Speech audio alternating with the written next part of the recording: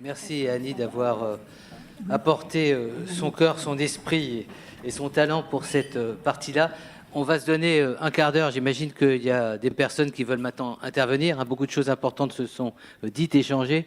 Merci de ces derniers témoignages. Et je disais à Virginie, qui est la sous-directrice de l'espace éthique, à quel point on est sensible à ces paroles justes, qui quelquefois, quand nous on est un peu spéculatif, en train de réfléchir, et notamment j'ai bien aimé votre dernière réaction en disant mais est-ce que c'est une question importante et comment hiérarchise une question importante par rapport à qu'il n'y ait pas. Enfin voilà, donc vraiment un immense merci de ces témoignages. Je vous incite à regarder sur le site de l'espace éthique notre université d'été. Vous avez des films, des vidéos, et même peut-être à nous rejoindre le 21 et le 22 novembre prochain à Toulouse. C'est ces moments qu'on aime parce que les gens parlent avec vérité. Justement, on n'est pas dans du semblant. Alors on a le relais des philosophes qui nous apportent de la profondeur, mais ce qui est important, c'est de partir et de revenir d'où vous nous amenez, où vous nous amenez. Un immense merci. Alors voilà, il y a des micros, et qui commence à intervenir, voilà. Alors, ce que je vous propose, c'est vous exprimer et on réagira après. C'est à moi, oui. Bonjour. Donc, je m'appelle Lydia, j'ai 36 ans, j'ai un papa de 84 ans à qui on a diagnostiqué une maladie à corps de Lévy il y a 1 an. Et je voulais tout d'abord revenir sur le titre en fait, du colloque, parce qu'on parle beaucoup d'Alzheimer. Et je suis un peu gênée quand on parle de partage de vulnérabilité, qu'on n'ait pas mentionné les maladies apparentées. Voilà, ça me gêne un petit peu parce que je me sens à la fois concernée et en même temps un petit peu exclue par moments. Je peux juste vous répondre d'une virgule.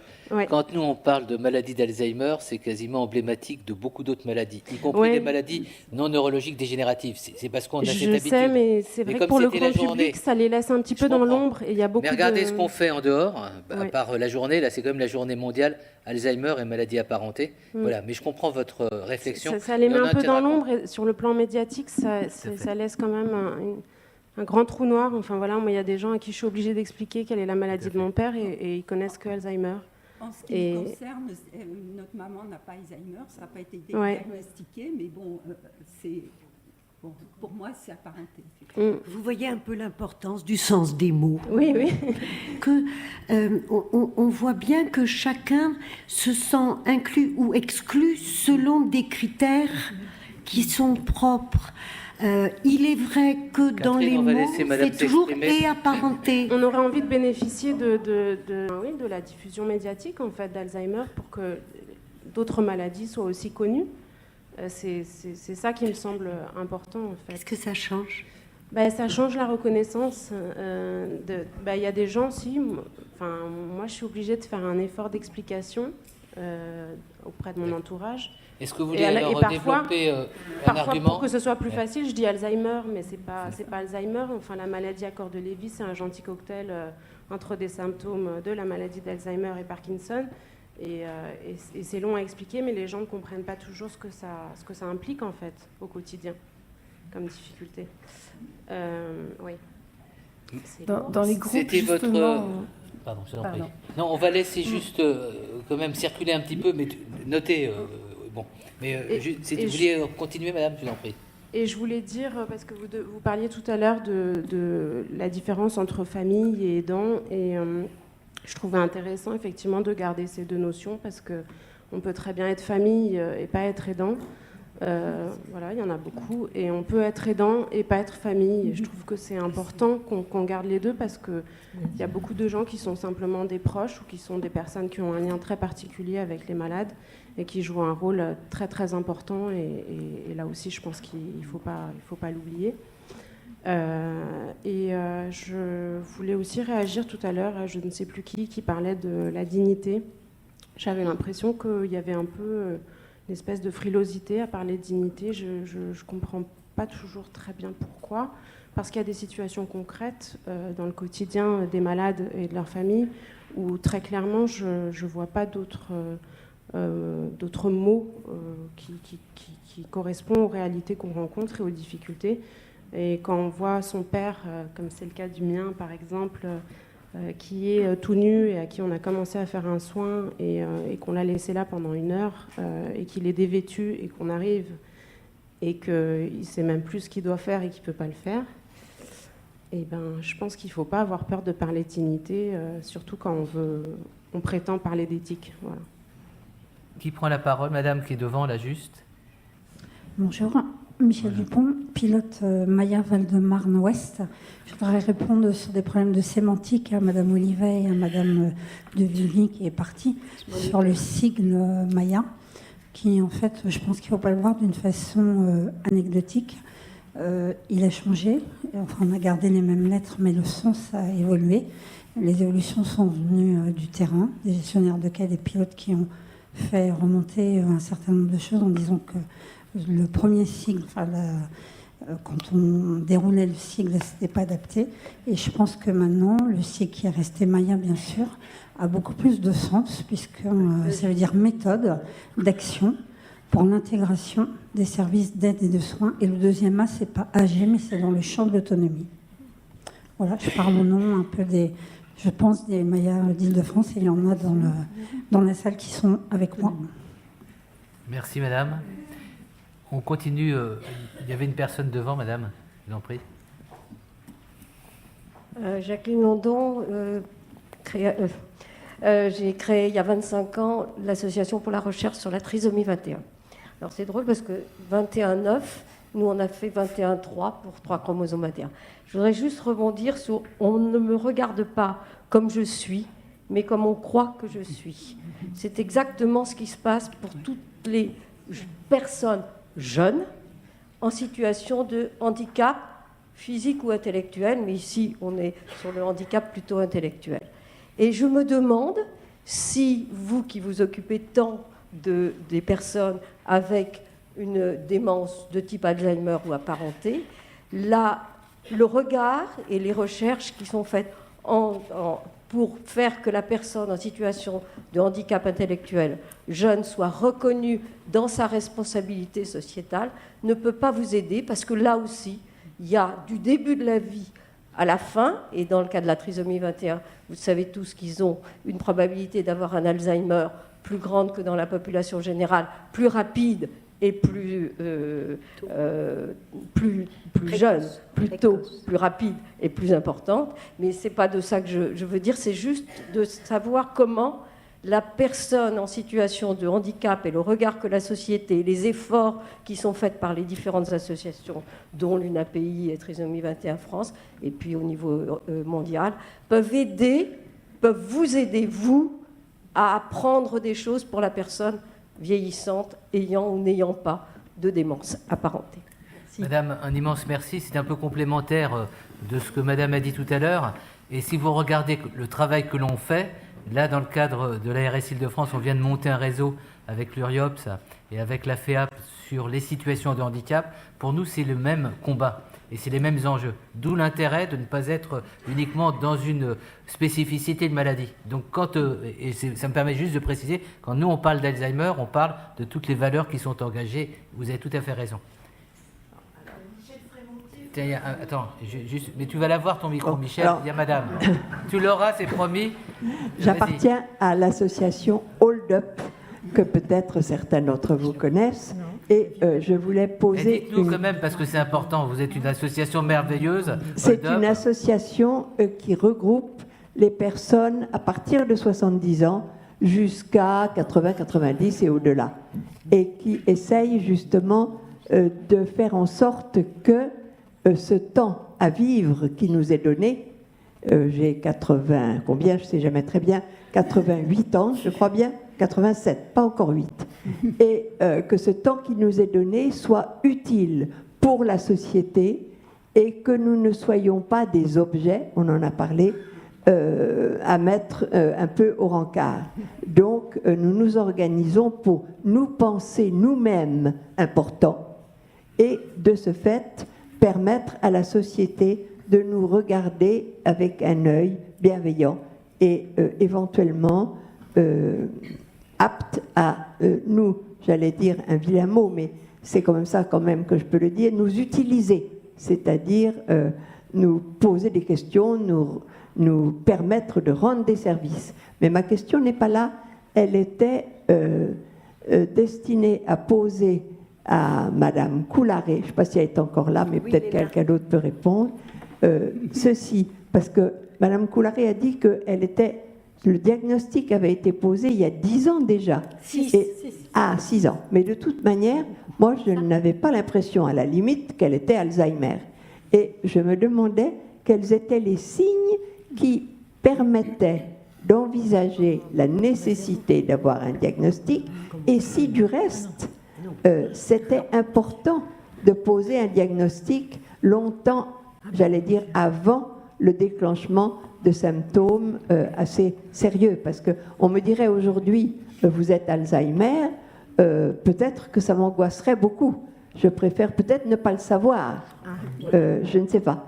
Juste une dernière intervention. Alors, il y avait Michel. Oui, Michel Frémentier. Et ensuite, on va répondre pour rester dans les temps. Fondation Médéric Alzheimer. D'abord, une observation. Fabrice Zil, tout à l'heure, a dit, en citant Françoise Héritier, Alzheimer est un nom propre qui a réussi, qui a trop bien réussi. C'est-à-dire que, historiquement, ça a permis de fédérer à un moment donné pour créer un mouvement, pour mobiliser le corps social.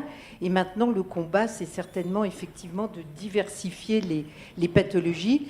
Et l'autre, c'était juste une observation pour reprendre ce mot qui, moi, me semble fantastique de Catherine Olivet, que j'entends jamais, c'est la notion d'avenir. C'est-à-dire que peut-être parmi toutes ces vulnérabilités dont parlait Fabrice en disant qu'il ne faut en oublier aucune, peut-être la plus grande, c'est de retirer aux personnes malades le droit d'avoir un avenir. Merci. Michel, alors, vous voulez intervenir je vous en prie. Je vais répondre par rapport à votre question concernant la difficulté que vous aviez, le fait d'être reconnue en tant que personne accompagnante d'une personne qui a autre chose que la maladie d'Alzheimer. Effectivement, votre témoignage rejoint ce qu'on peut entendre ensemble au moment des réunions qui sont justement voulues comme étant des temps d'accompagnement pour des personnes qui sont en situation d'aider une autre personne qui leur est proche. Et on n'a justement absolument pas voulu être centré autour d'une maladie ou d'une pathologie, quelle qu'elle soit. Et c'est vrai que, à tel point que j'ai même pas pensé, au moment où j'ai fait la présentation, à vous dire l'éventuelle maladie ou pas qui a eu et qui a leur maman, qu'a leur maman. Et effectivement, on a eu un monsieur qui a fait exactement le même témoignage que vous il y a quelques semaines et qui est venu au groupe et qui nous dit ma femme vient d'avoir le diagnostic de la maladie à Cordes-Lévy et je dis à tout. Alors quand je dis ça à tout le monde me dit ah bon. C'est comme Alzheimer. Ah, mon pauvre.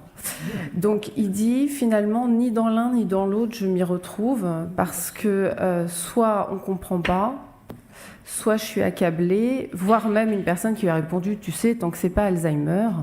Voilà, donc on voit l'importance et la lourdeur des représentations, de mettre des mots qui sont parfois, qui veulent dire des choses, quand leur propre représentation, mais qui parfois, quand elles tombent dans effectivement les noms communs, ont des représentations parfois très caricaturales. Et pour terminer très brièvement, le fait d'être venu aussi laisser la parole à des familles aidantes, c'est aussi venir casser une autre caricature et représentation qui est très lourde autour des familles abandonniques dans cette société d'égoïstes. Je crois que notre quotidien clinique, votre quotidien de famille et de proches montre bien que ce n'est absolument pas la réalité et la majorité, mais que dans la fatigue, l'épuisement et parfois l'isolement, effectivement, la voix n'est pas toujours correctement entendue et la place n'est pas forcément donnée. Voilà, j'arrête là. J'aimerais bien vous dire d'abord que c'est pas qu'il y a eu un lobby super doué pour mieux vendre l'Alzheimer que le reste, hein. C'est pas ça du tout. C'est tout simplement que, premièrement, c'est la maladie du plus grand nombre. On n'est que dans du mathématique. C'est la maladie la plus fréquente dans ce type de maladie de type Alzheimer, voilà, en France. Donc, voilà. Après, j'aurais une deuxième réponse aussi. Alors, on est bien dans un problème d'existence sociétale, on n'est pas dans un problème réel d'accompagnement, etc., etc. C'est un problème de reconnaissance sociétale. L'autre aspect aussi que j'aimerais vous dire, et moi qui m'a vraiment bouleversée, c'est quand les personnes reconstruisent, je dirais, alors je vais utiliser le mot victime dans un sens un peu large, c'est-à-dire les victimes des maladies et leurs proches qui sont eux-mêmes victimes de ces dites maladies. Quand les victimes, y compris de la vieillesse, reconstruisent eux-mêmes des modèles cloisonnants, excluant les autres. Voilà. Alors, hold-up, c'est pour les plus de 70 ans. Si tu en as 69 ans et que tu as mal au doigt de pied, tu n'y as pas droit. Et puis, Alzheimer, c'est Alzheimer. Et puis Cordelet, oui, c'est Cordelet, oui. Et puis, DFT, c'est DFT. Voilà. Il y a des enjeux sociétaux. Il y a des enjeux éthiques. Il y a des enjeux de responsabilité qui sont complètement transversales. Après, il y a besoin, bien évidemment, de poser sur chaque personne un regard plus précis, plus spécifique, plus reconnaissant dans ce qu'elle est, elle, unique et comparable à personne. Mais les grandes lignes des questions, les grandes lignes des enjeux de société, les grandes lignes des regards philosophiques ou matériels que l'on peut poser, ils sont exactement les mêmes. Et moi, ce qui m'a le plus... On a un exemple absolument extraordinaire et qui va vous éclairer sur le raisonnement. Vous savez qu'en Île-de-France, nous avons, à ce jour, un seul femme foyer d'accueil médicalisé, c'est-à-dire juridiquement relevant du champ du handicap, moins de 60 ans. Nous en avons un seul qui est ouvert aux traumatisés crâniens et aux malades d'Alzheimer de moins de 60 ans. Un seul dans la région. Merci l'ARS qui devrait en ouvrir un deuxième bientôt. Au passage. Tout ça pour vous dire que j'ai été foudroyée parce que les professionnels qui ont pris en charge cette unité, cet établissement, venaient tous du champ du handicap.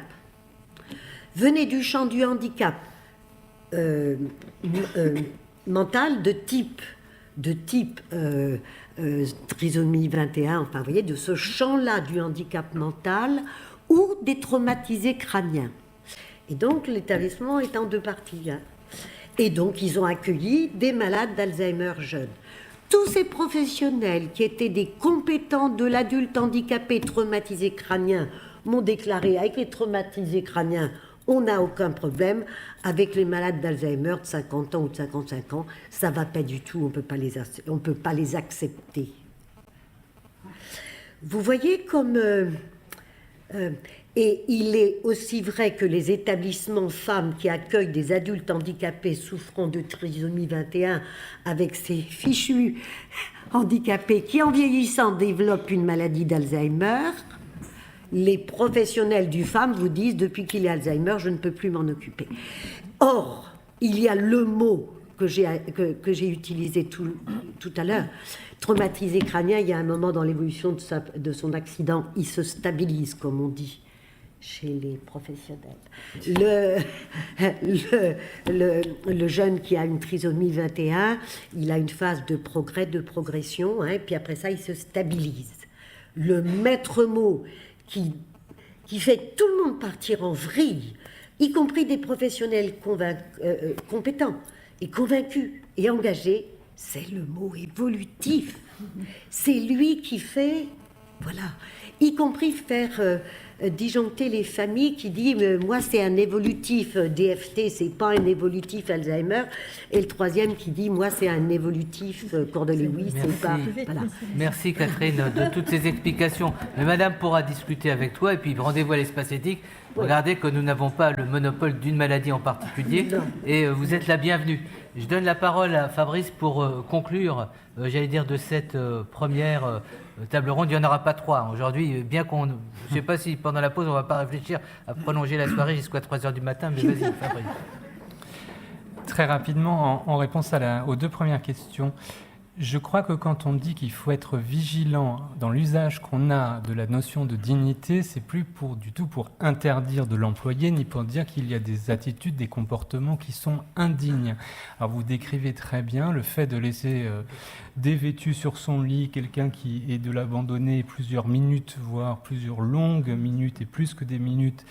C'est tout à fait, c'est un comportement indigne. Parfois on va dire que ça porte atteinte à la dignité de la personne, mais on veut seulement dire par là que ce n'est pas respectueux de sa dignité, qu'elle ne la perd pas pour autant à ce moment-là. Il y a quelque chose d'indigne, mais elle reste digne. Si vous êtes scandalisé, c'est bien que vous avez le sentiment qu'il y a quelque chose qui n'est pas respecté.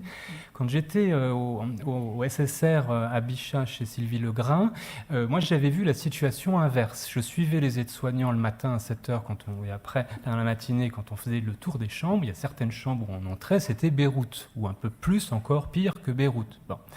Et le travail de l'aide-soignant auprès de... C'était pas une maladie d'Alzheimer du tout, pour le coup, c'était plutôt quelque chose de vasculaire. Et l'aide-soignant qui ressort au bout de 20 minutes, la chambre a été nettoyée, rangée, la personne a été... il en a pris soin, et il finit par un coup de parfum et par mettre un petit peu d'eau sur les cheveux.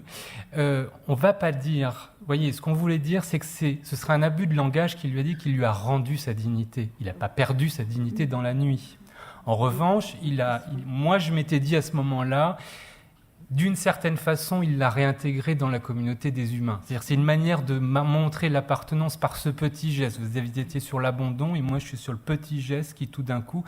Mais l'idée n'était pas du tout de bannir cette idée de dignité ou de dire qu'il n'y a rien d'indigne. Il y a des choses tout à fait indignes, il y a des traitements tout à fait indignes. Et il y en a eu à d'autres moments de l'histoire de très indignes aussi. Simplement, c'était juste cette idée, soyons vigilants dans nos formulations qui sous-entendent parfois que cette dignité, elle peut se perdre. Et puis très rapidement, sur ce que vous avez dit, évidemment, vu ce que je vous ai raconté cet après-midi, ça ne me laisse pas indifférent ce que vous dites sur les maladies apparentées.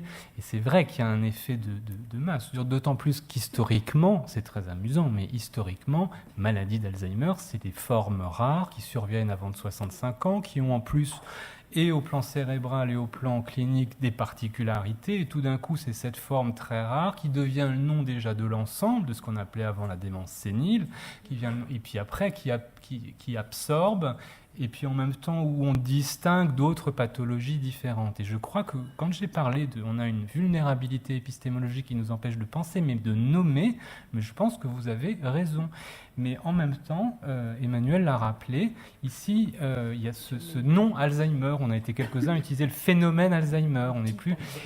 mais je suis d'accord avec vous qu'on a besoin d'identifier que ce n'est pas la même chose et que pour aider adéquatement, on ne peut pas en rester là et qu'une démence à corps de Lévy, une DFT, on ne prend pas soin au quotidien de la même façon et on a besoin de le comprendre. C'est pour ça que j'aurais peut-être quelques petits désaccords avec Bertrand, mais on en parlera tout à l'heure, sur l'utilité d'une certaine science, de son analyse, y compris au plan cérébral, mais ça, on en discutera entre nous.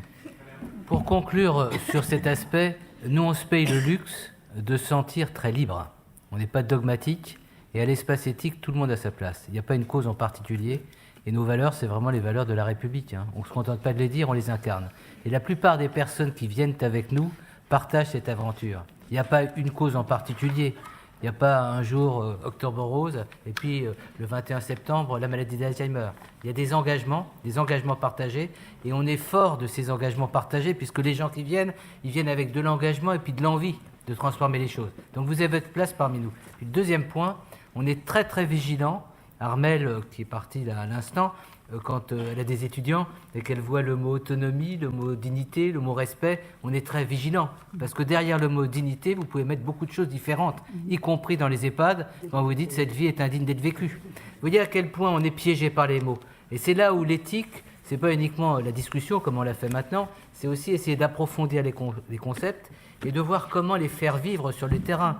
Moi, je suis tout à fait impressionné, et tout à l'heure, on a évoqué les proches, en disant cet enthousiasme, cette envie, se vivre avec des proches, et puis des proches qui ne sont pas toujours solitaires, il y a aussi des proches, une société qui se mobilise. C'est ça la dignité pour nous, c'est-à-dire c'est la responsabilité. Et je termine sur ce point pour vous dire, et je termine là-dessus, on n'est pas dans le lyrisme des mots. Il y a des gens qui sont toujours avec les grands mots avec des majuscules. D'ailleurs, ça nous amuse quelquefois parce que des étudiants, quand ils font leur thèse ou leur mémoire, ils mettent H avec un H majuscule, dignité avec un D. Nous, ça ne nous intéresse pas. Le quotidien, c'est comment défendre des valeurs d'humanité là où elles sont mises en cause.